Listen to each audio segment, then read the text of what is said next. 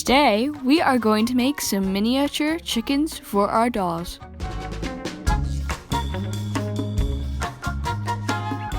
Start by getting 3 colors of felt.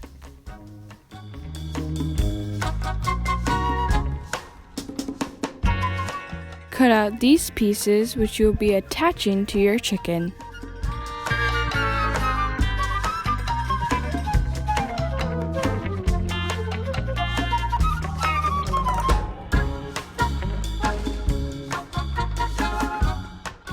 Glue a large pom-pom to a pom-pom a bit smaller than that one.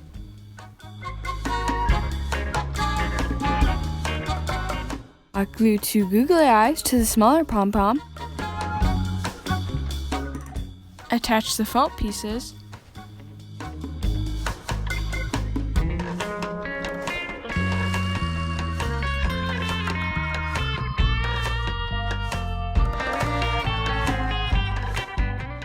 To make your dolls an adorable little chicken.